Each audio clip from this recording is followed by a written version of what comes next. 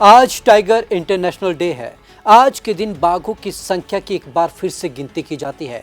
ये सोचा और समझा जाता है कि बाघ अब तक कितने बचे हैं और क्या उनकी जनसंख्या में बढ़ोतरी हो रही है।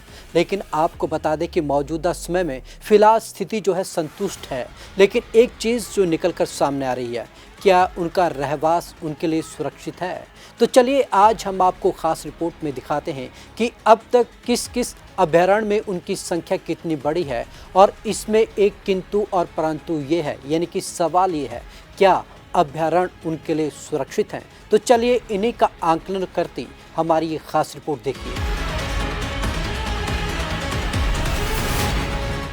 आज इंटरनेशनल टाइगर डे है। इंटरनेशनल टाइगर डे यानी कि अंतर्राष्ट्रीय बाघ दिवस। दुनिया भर में हर साल बाघ संरक्षण के प्रति जागरूकता बढ़ाने के लिए 29 जुलाई को इंटरनेशनल टाइगर डे मनाया जाता है। 2010 में हुई इंटरनेशनल टाइगर डे की शुरुआत। सबसे पहले साल 2010 में रूस के सेंट पीटर्सबर्ग में आयोजित एक शिखर सम्मेलन में इंटरनेशनल टाइगर डे मनाने की शुरुआत हुई थी। उसके बाद हर साल 29 जुलाई को इस दिन को पूरी दुनिया में मनाया जाता है। इस सम्मेलन में कई देशों ने 2022 तक बाघों की संख्या को दोगुना करने का लक्ष्य तय किया था। भारत में 1973 में ही शुरू हो गया था प्रोजेक्ट टाइगर। दुनिया में भले ही 2010 में बाघों के संरक्षण का प्रयास शुरू हुआ हो, लेकिन भारत में यह प्रयास बहुत पहले शुरू हो गया। 1973 में तत्कालीन प्रधानमंत्री इंदिरा गांधी के समय बाघों के संरक्षण के लिए 1973 में शुरू किया गया प्रोजेक्ट टाइगर बाघों के संरक्षण की दिशा में मील का पत्थर साबित हुआ। भारत में बाघ को राष्ट्रीय पशु माना जाता है और हर साल बाघों की गिनती होती है। दुनिया के 70% बाघ भारत में। दुनिया के केवल 13 देशों में बाघ पाए जाते हैं। इनमें भी 70% बाघ भारत में पाए जाते हैं। एक समय ऐसा भी आया जब भारत में बाघ विलुप्त होने की कगार पर आ गए थे, लेकिन प्रोजेक्ट टाइगर की वजह से भारत में विलुप्त होती एक प्रजाति की हम रक्षा कर पाए और बाघों की संख्या को बढ़ा पाए। देश में 2006 में जहां केवल 1411 बाघ थे, वहीं 2010 में संख्या बढ़कर 1706 हो गई, जबकि 2014 में बाघों की संख्या बढ़कर 2226 हो गई। इसी तरह 2018 में बाघों की संख्या 2967 है, जबकि पूरी दुनिया में कुल 3900 बाघ हैं। देश में कुल 52 बाघ अभयारण्य। 1973 में देश में केवल 9 टाइगर रिजर्व थे, जो कि अब बढ़कर 52 हो गए हैं। देश के 8 राज्यों में बाघों की संख्या 100 से ज्यादा है। मध्य प्रदेश में सबसे ज्यादा 526, कर्नाटक में 524, उत्तराखंड में 442, महाराष्ट्र में 319, तमिलनाडु में 264, असम और केरल में 190 बाघ हैं, जबकि उत्तर प्रदेश में 173 बाघ हैं।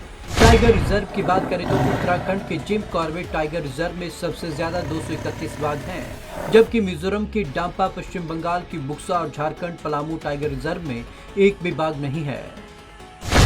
अभयारण्य के हिसाब से बाघों की संख्या बेहद कम।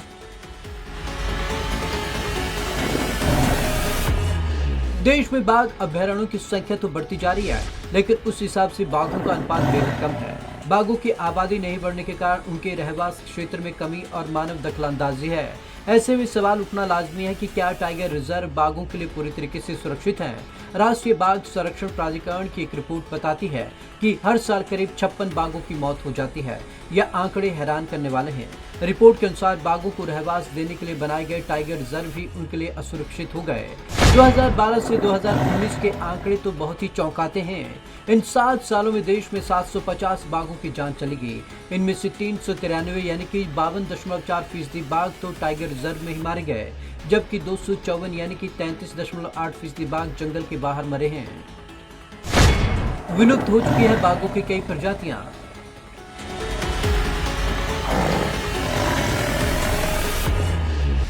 अभी भी बाघों की जिंदा प्रजातियों में Siberian tiger, Bengal tiger, Indo Chinese tiger, Malayan tiger और सुमात्रन टाइगर हैं, जबकि बाली टाइगर, कैस्पियन टाइगर और जावन टाइगर की प्रजातियां विलुप्त हो चुकी हैं।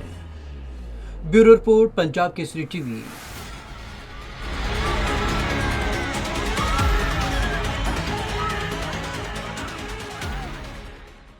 इसमें कोई दो राय नहीं कि बाघों की संख्या बढ़ी है, लेकिन यहाँ पर एक तंत्र और विकसित करना होगा। उनके रहवास को सुरक्षित करना होगा। जितने भी अभयारण्य हैं वहाँ पर शिकारियों के पहुँच से बाघों को बचाना और भी लाजमी हो जाता है, क्योंकि जिस तरीके के आंकड़े हमने आपको दिखाए वो साफ तौर पर दर्शा रहे हैं कि अभयारण्य में भी बाघ सुरक्षित नहीं है।